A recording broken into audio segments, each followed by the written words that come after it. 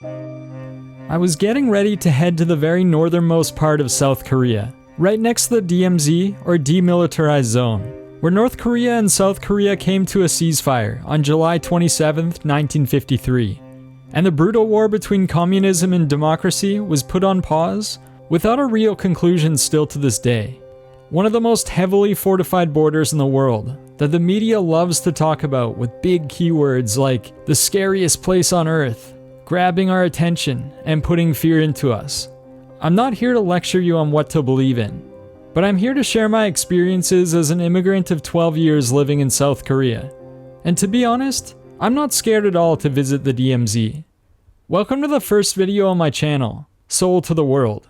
I travel around in a camper van, exploring lesser known places in Korea, in hopes to learn more about the country I fell in love with many years ago. And I plan to share as many interesting places with others as I can find. We live in an amazing world filled with beauty in all corners of it, in every single country. And not everyone has the opportunity to travel around like I can, so I'd love to share as much of it as possible. Let's depart from the greater Seoul area, heading east, first to the city of Sokcho, about a 3 hours drive. Sokcho is the first city I went to where I truly realized how beautiful this country is. Stunning mountains in the neighboring Soraksan National Park, with massive rocks towering over the valley, and Buddhist traditions that have been preserved since the mid-7th century. All just about 20 minutes away from a decent-sized city right on the East Sea. It used to be a quiet place to get away from everything, and now it's more of a place to join in the fun with everyone else, with new developments including a Ferris wheel, and tons of hotels near the most popular beach on Korea's east coast. I met up with some friends, talked the night away about learning languages, and woke up the next day to start heading towards North Korea.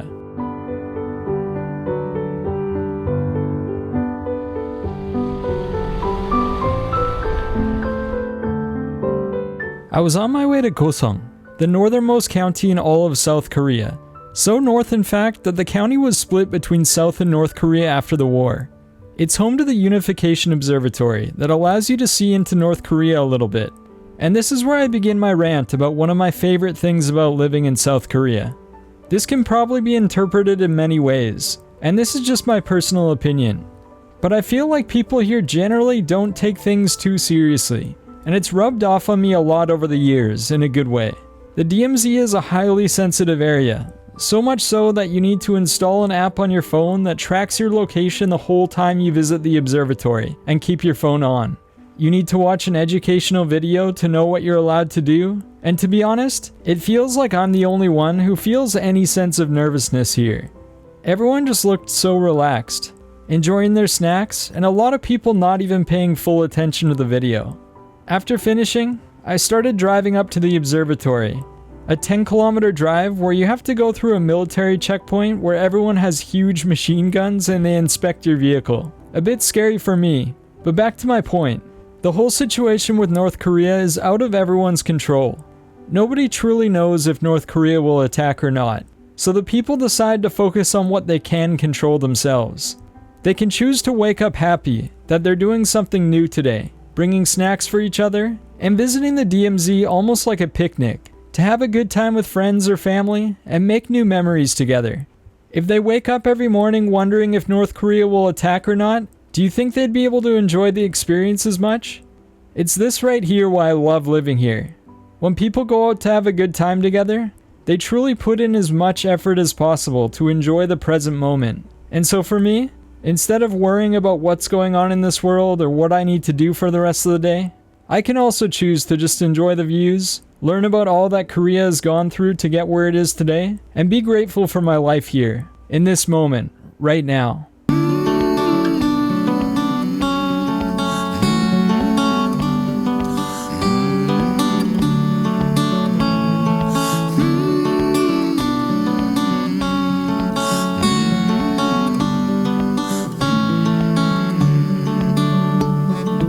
Let's say it's a boat that we're all in together, that barely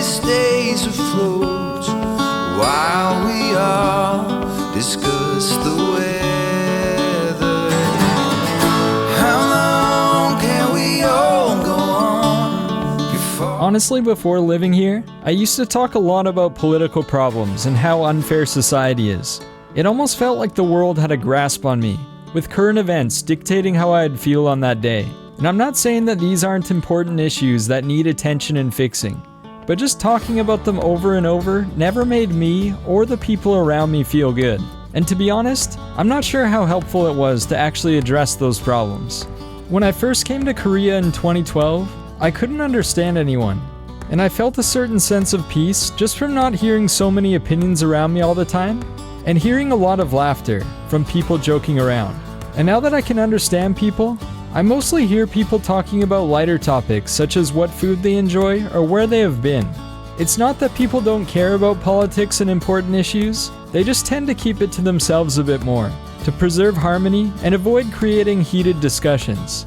Honestly, there are arguments for and against talking about our opinions in public, but for me, I want to focus on spreading good vibes and peace to others, even to the people I don't see eye to eye with. I think if more people in this world come together and learn to be less divisive over different opinions, we have a better chance for a better future. And to be honest, I have to give a lot of credit to Korea for teaching me this.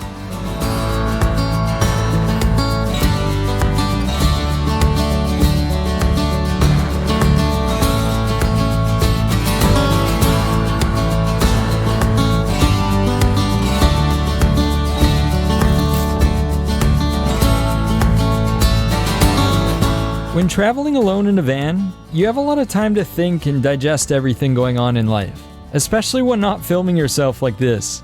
And that's something society has really gotten away from these days, with everything programmed to grab as much of our attention as possible. I've noticed the more I distract myself doom scrolling on my phone, the more I push the important things in my life aside. On the contrary, when I just sit there and let my mind do its work, I start to get more in tune with who I am and what I want to be doing. Then all that's left is just to listen to my inner voice and set sail.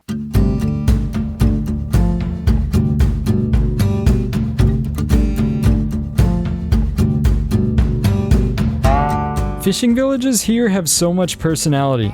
There are always ajumas or ajashis sitting with each other chatting, and of course, the busy fishermen hustling to get out to sea in hopes to bring back food for a lot of the restaurants nearby. Whenever I feel like something is too hard in life, I think of the older generation here, who grew up with war and starvation, and worked their butts off to develop this beautiful country for people like myself to enjoy.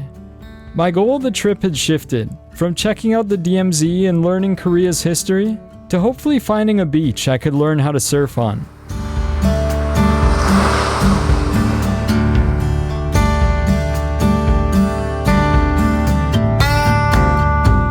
The east coast of Korea is breathtaking, and one of my favorite places in the entire country, especially where I was in Gosong-gun, an area many Koreans don't know much about, but there are endless beaches with beautiful white sand and a lot less people compared to where I started my journey in Sokcho. This leads me to the next reason why I fell in love with this country. It's a relatively small country, being over 9 times smaller than my home province of British Columbia, Canada, but it's relatively diverse for its size, especially on the coasts. You have the dark blue deep sea on the east coast, the long mud flats on the west, tropical emerald waters on Jeju Island in the southwest, and the south coast of the mainland is kind of a mix of everything. No matter where you explore, you end up somewhere with amenities, history, convenience, and people. So there's always something new to see, and you're never going somewhere truly wild where you might need to use your survival skills. It's easy, laid back, and simply exciting.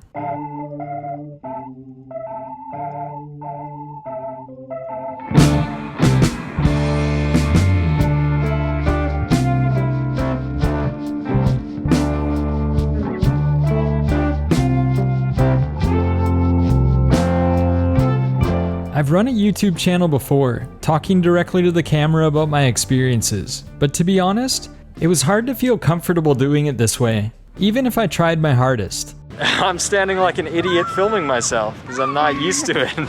Honestly, it's pretty awkward holding the camera out while people are watching you and stuff. It felt like breaking the fourth wall, stepping outside reality for a bit to talk to the camera, and then stepping back in when I stopped recording. For my new journey here, I plan to film things from my perspective as I travel around, more like an observer than a travel vlogger, filming shots of myself here and there just to link my voice with a personal object. This style allows me to be as honest as possible, and I hope I'll be able to make it entertaining for the viewer as well. I'll just keep on reflecting on what I did and didn't do so well, then keep learning and growing, to hopefully make a product where I can share my experiences as truthfully and entertaining as possible. And I really appreciate you watching my first baby steps in this video.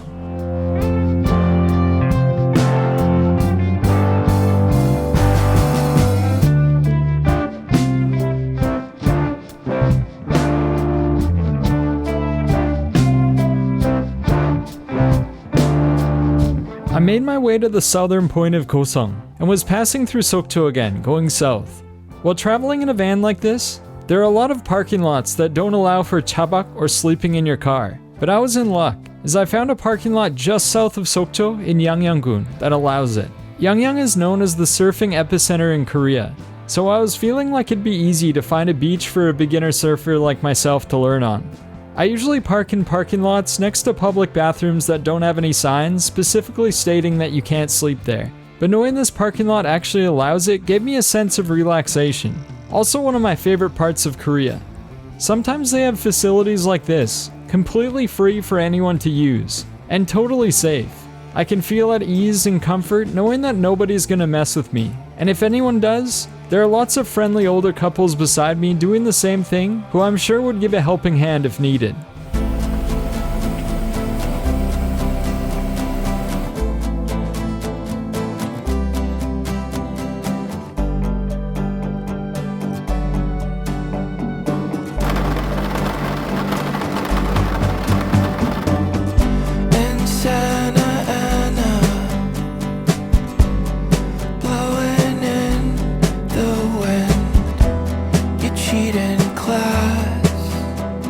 To be honest, I've never really been that interested in religion, but exploring Korea's nature over and over led me to visit a lot of Buddhist temples, as they are often situated in the beautiful mountains I like going to, and I felt a certain peace at them that I haven't felt in many places before. Recently I started to read and research about Buddhism and what it is, discovering that it's not really a religion in the traditional sense. You don't have to take a blind leap of faith or believe in any supernatural powers. It's more of a path that leads us to look deep into our mind, using meditation as a tool to become aware of ourselves and how chaotic and out of control our thoughts are. So when we do have these thoughts, we can recognize them and let them pass through naturally without being affected negatively by them.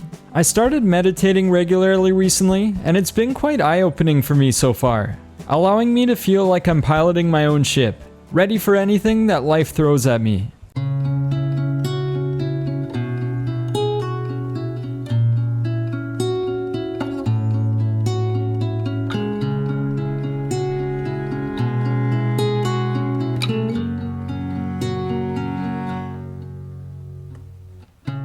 So what do I get out of living here in Korea after 12 years? To be honest, it's not a place for everyone. It's incredibly fast-paced, competitive, constantly changing, and never predictable. Mannerisms are completely different from what I was familiar with in North America. It's rough around the edges, and people who aren't flexible typically don't thrive when moving here from other countries. But for me, it's almost a perfect fit. A country with deep roots and traditions that go back thousands of years. A country that's been attacked over and over, occupied, and still, it never stops fighting. A country with endless passion, where the people keep it developing and progressing, building new transportation systems and infrastructure, protesting and letting their voices be heard. Surprising considering how seldom you hear politics being talked about in public, or even just showing up to work every day and giving it their all. I'm not Korean and I never will be, but despite all my flaws, this country has always accepted me more than I've deserved. When I open my mouth and speak Korean that I've studied for 12 years now, I feel a huge sense of respect and praise, and people often thank me for showing so much interest in their country.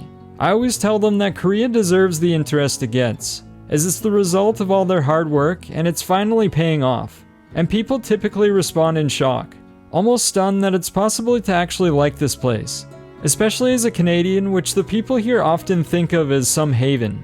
Sure, Korea has flaws just like anywhere else in this world, but it's the only country I've felt truly taken care of on every level.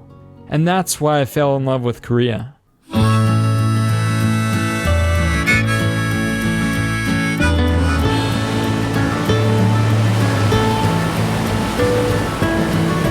I was now in the heart of Yangyang, near Surfy Beach and Hajode. A good 6 kilometers or so of breathtaking white sandy beaches that have lots of things to do, including surfing. And then I drove down to the nearby Chukdo Beach and Indo Beach, the actual surfing epicenter of Korea. I was getting really excited to try it out, but my camping car battery was getting low, and it was too hot to spend the night there without air conditioning, as Korea easily reaches above 30 degrees and humid at nighttime during the summer.